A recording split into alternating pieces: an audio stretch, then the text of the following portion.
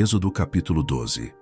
Ali o Senhor falou a Moisés e a Arão na terra do Egito e declarou que aquele mês seria o princípio dos meses, o início de uma nova contagem, um novo começo para o seu povo. Era o primeiro mês do ano, o marco de uma libertação que mudaria tudo. Deus ordenou que toda a congregação de Israel tomasse um cordeiro, cada família o seu. Um cordeiro sem defeito, macho, de 1 ano. Ele deveria ser separado, guardado com cuidado, e no 14º dia, ao entardecer, toda a congregação o sacrificaria.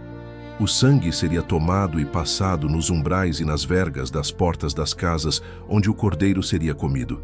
Naquela mesma noite, a carne seria assada no fogo e comida com pães sem fermento e ervas amargas. Nada cru, nada cozido em água. Tudo deveria ser consumido, e o que restasse pela manhã deveria ser queimado.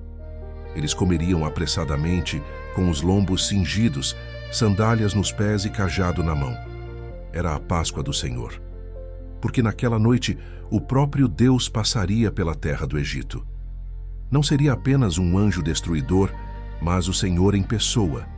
Ele feriria todos os primogênitos da terra, homens e animais, e executaria juízo contra todos os deuses do Egito.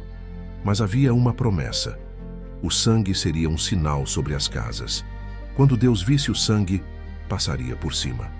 O juízo não entraria. A morte não tocaria aquela casa. Essa é a declaração que ecoa como um trovão de graça em meio ao juízo. Quando eu vir o sangue, passarei por cima de vós.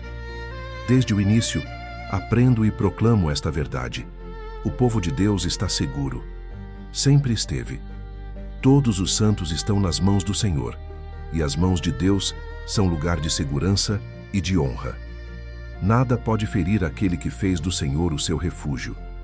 Praga, fome, guerra, tempestade. Todas essas coisas recebem ordens de Deus para preservar o seu povo. Ainda que a terra trema debaixo dos pés dos homens, o justo permanece firme. Ainda que os céus se enrolem como um pergaminho e tudo pareça ruir, o cristão não precisa temer. O povo de Deus será salvo. E se não houver segurança na terra, haverá segurança nos céus. Se não puderem ser preservados aqui, serão arrebatados para estar para sempre com o Senhor. Naquela noite no Egito, o perigo era real e terrível. O próprio Deus caminhava pelas ruas espada em mão. O juízo havia despertado. A paciência divina chegara ao limite. Quem poderia subsistir diante disso? Quem escaparia quando o santo caminhasse entre os homens para ferir? Mas eis que a misericórdia se levanta como uma voz de aliança. Os filhos de Deus estavam seguros. Seguros não porque eram melhores, nem porque eram mais justos, mas porque estavam debaixo do sangue. Nenhum fio de cabelo de um israelita foi tocado. Enquanto Deus feriu seus inimigos como um leão, protegeu seus filhos debaixo de suas asas. Contudo, há uma verdade que jamais pode ser esquecida.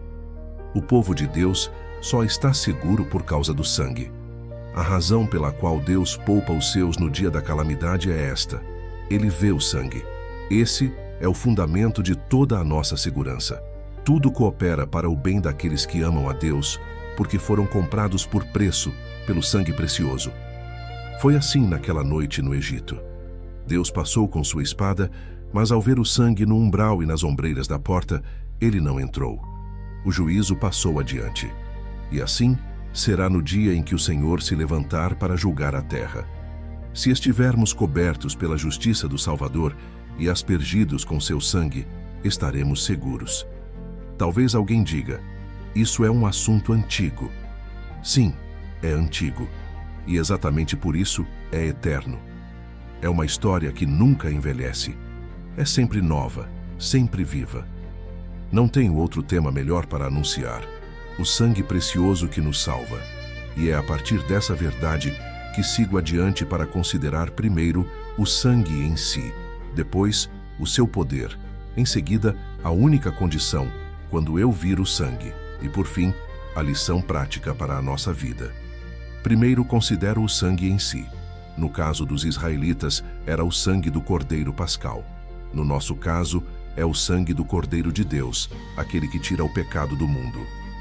O sangue do qual falo não é comum, nem simbólico apenas. É o fundamento real da salvação. Antes de tudo, esse sangue pertence a uma vítima divinamente designada. Jesus não veio a este mundo por acaso. Ele não apareceu como um plano de emergência. Ele foi enviado pelo Pai. Essa é uma das colunas mais profundas da esperança cristã.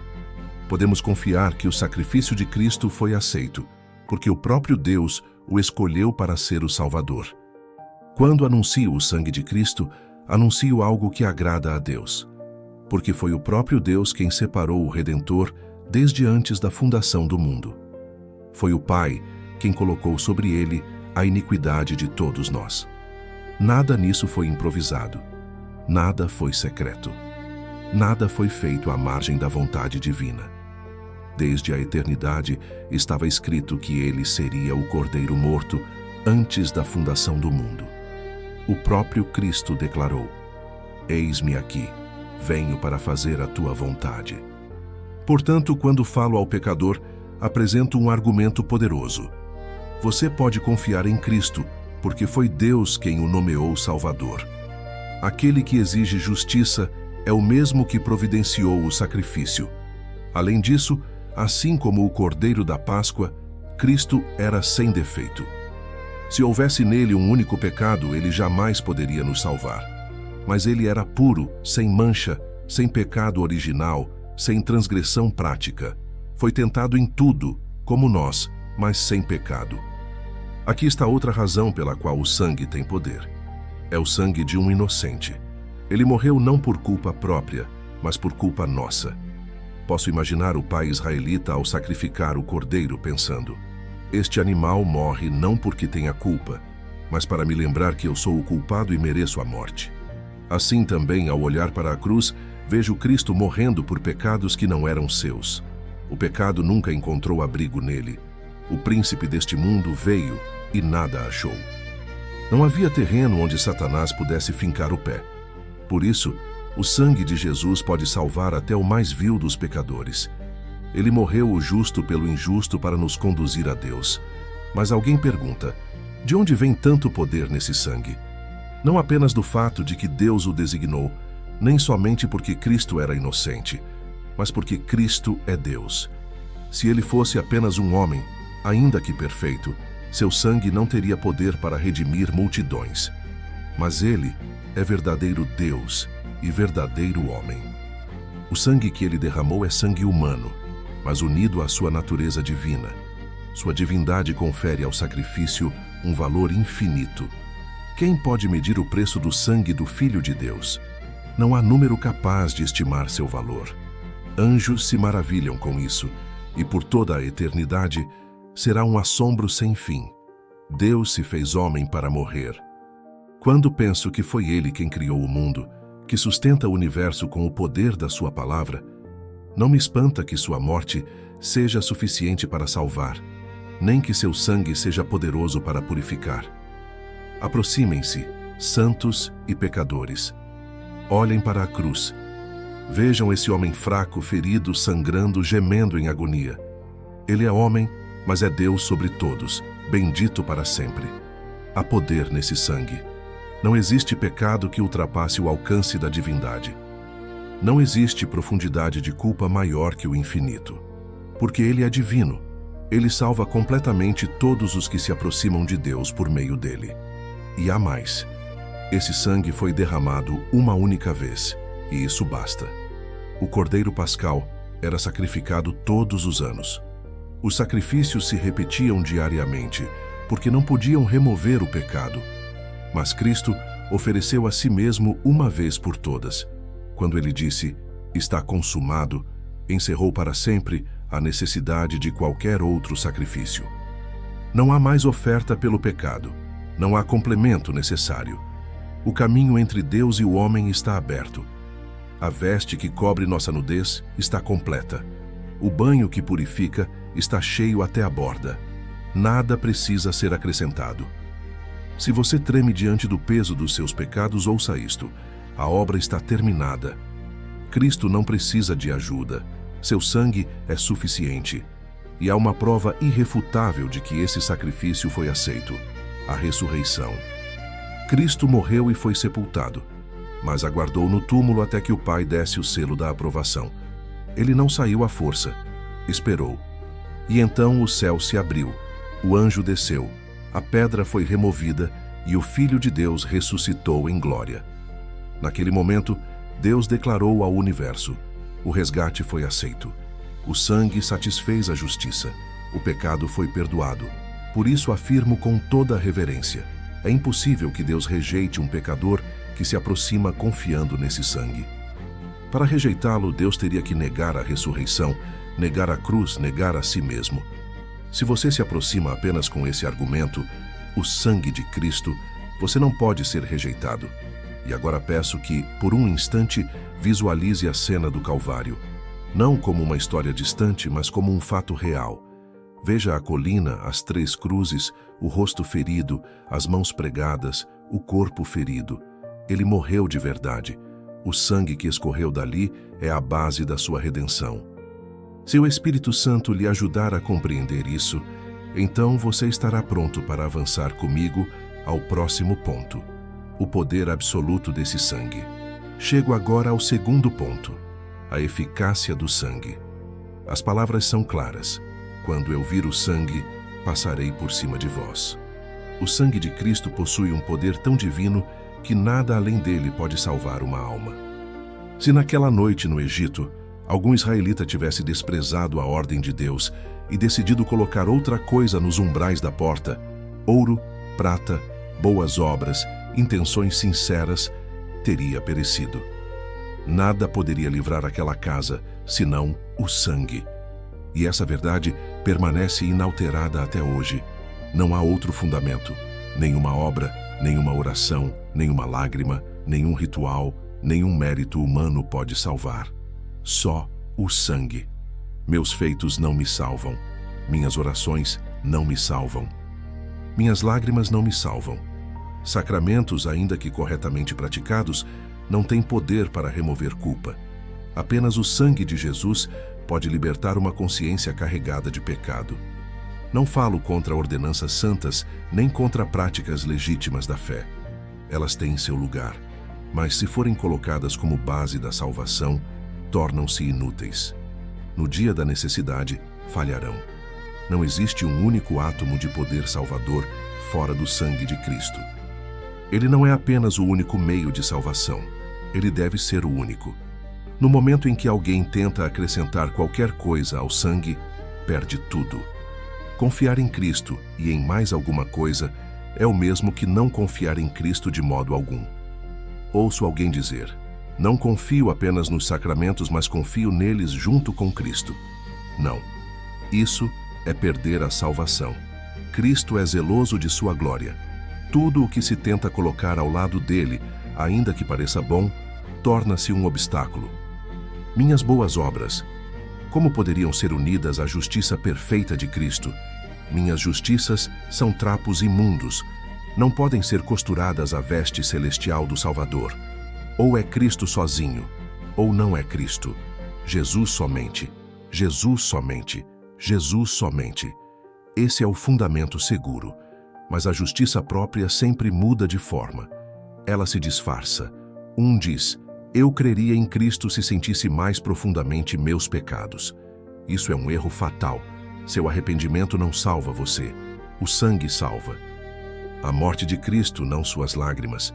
Outro diz: não valorizo o sangue como deveria, por isso tenho medo de crer. Mas Deus nunca disse: quando eu vir sua avaliação do sangue, passarei por cima. Ele disse: quando eu vir o sangue. Não é sua medida do valor do sangue que salva, é o sangue em si. Outro afirma: se eu tivesse mais fé, então teria esperança. Não. Você não é salvo pela força da sua fé, mas pelo poder do sangue. A fé não é o Salvador, ela apenas se agarra ao Salvador. A fé não olha para si mesma, olha para Cristo. Já percebi isso em mim mesmo. Quando olho para Cristo, meu coração se enche de alegria. Quando começo a olhar para a minha própria alegria, ela desaparece. A fé vive da contemplação de Cristo, não da contemplação de si. Outro ainda diz: Se eu tivesse certas experiências espirituais, então creria. Mas Deus não disse, quando eu vir sua experiência. Ele disse, quando eu vir o sangue. Busque graça, fé, amor e esperança, mas não coloque nenhuma dessas coisas no lugar do sangue. O único pilar da esperança é a cruz. Qualquer outro apoio transforma-se em engano. E aqui afirmo algo glorioso: o sangue é totalmente suficiente. Não existe pecado que ele não possa remover. Não existe culpa que ele não possa apagar. Não existe vida tão manchada que não possa ser purificada. Você pode ter vivido décadas no pecado. Pode ter blasfemado, rejeitado, zombado, perseguido, negado. Pode ter sido tudo aquilo que envergonha a consciência humana. Ainda assim, o sangue de Jesus pode limpar tudo. Não existe criatura humana, por mais deformada pelo pecado, que não possa ser restaurada. O sangue cura a lepra da alma, expulsa demônios, restaura o que foi perdido, sara feridas profundas.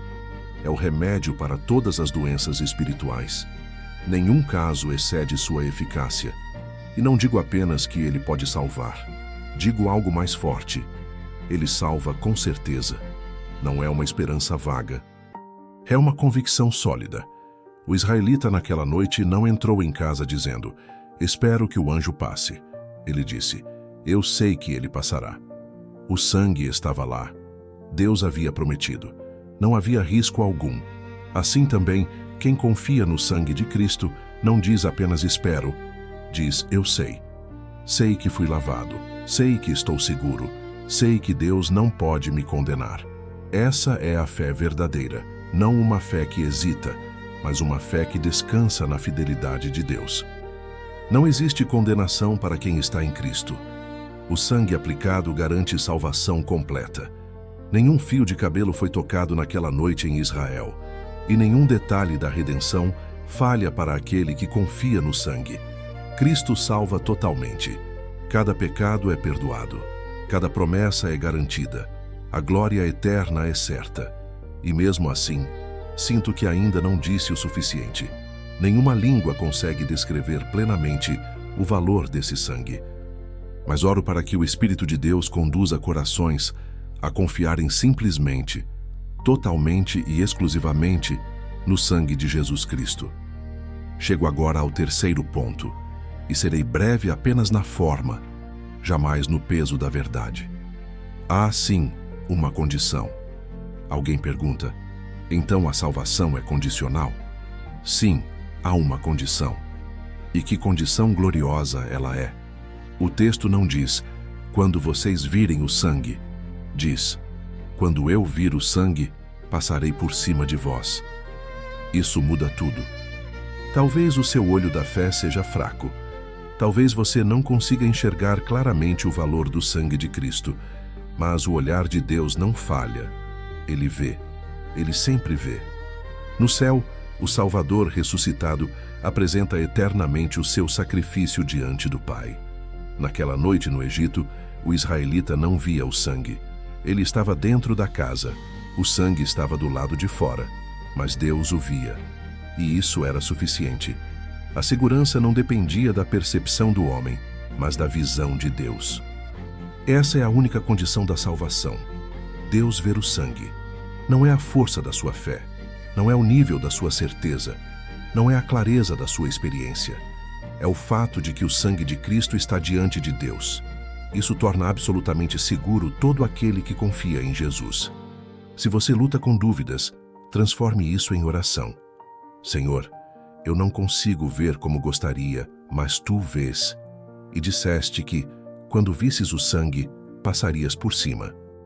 Olha para o sacrifício do Teu Filho e perdoa-me por causa dele. E agora chego à grande lição prática. Primeiro, falo ao cristão. Nunca se esqueça. Nada além do sangue pode salvar você. Nem mesmo a obra do Espírito deve ocupar o lugar da obra de Cristo. É um erro colocar suas boas obras no lugar do sangue. Mas também é um erro colocar seus sentimentos espirituais ali. Quantas vezes me peguei olhando mais para minhas emoções do que para a cruz? Em dias bons, confiei na alegria. Em dias ruins duvidei da salvação. Mas o sangue de Cristo tem o mesmo poder quando estou alegre ou quando estou abatido. Cristo não salva mais quando me sinto bem, nem salva menos quando me sinto mal. O sangue é o fundamento, não meus estados interiores. Se pudéssemos viver com os olhos fixos apenas na cruz, viveríamos em paz constante. Mas, muitas vezes, passamos a amar mais os dons do que o doador. Então o Senhor, em sua sabedoria, permite que esses sentimentos sejam retirados, para que voltemos a depender apenas de Cristo. Que o espírito do cristão, do início ao fim da vida, seja sempre este: nada trago em minhas mãos, somente à tua cruz me apego. E agora uma palavra ao pecador. Você que se sente indigno, culpado, confuso, talvez diga: eu sei que o sangue salva, mas não sinto o suficiente. Então não traga seus sentimentos, traga sua confiança. O sangue não salva porque você sente, ele salva porque foi derramado. Talvez você pergunte: o que devo fazer? A resposta é simples e desconcertante: nada. Você deve parar de tentar fazer. Deve abandonar suas obras e confiar em Cristo. Primeiro, receba o Salvador. Depois, viva para Ele. Mas jamais confie em suas ações. Erga o coração em oração e diga: Senhor, mostra-me a mim mesmo, mas mostra-me também o meu Salvador. Não tenho nada além dele. Nele confio, aconteça o que acontecer. E afirmo com convicção: aquele que confia em Cristo está tão seguro quanto um apóstolo. Nem a morte, nem o inferno podem tocar aquele cuja esperança está firmada no sangue. Creia no Senhor Jesus Cristo e você será salvo. Não importa quantos sejam seus pecados, não importa quão poucos sejam seus méritos, a salvação não está na quantidade de culpa, nem na soma de virtudes, mas no sangue do Cordeiro. Nenhum sacrifício humano jamais deu paz à consciência. Mas Cristo, o Cordeiro Celestial, remove todos os pecados. Seu sangue é mais rico, mais puro e mais poderoso do que qualquer outro. Portanto, confie em Jesus agora. Confie somente nele. Quando Deus vê o sangue, o juízo passa. Quando Deus vê o sangue, a morte recua. Quando Deus vê o sangue, há salvação. Amém.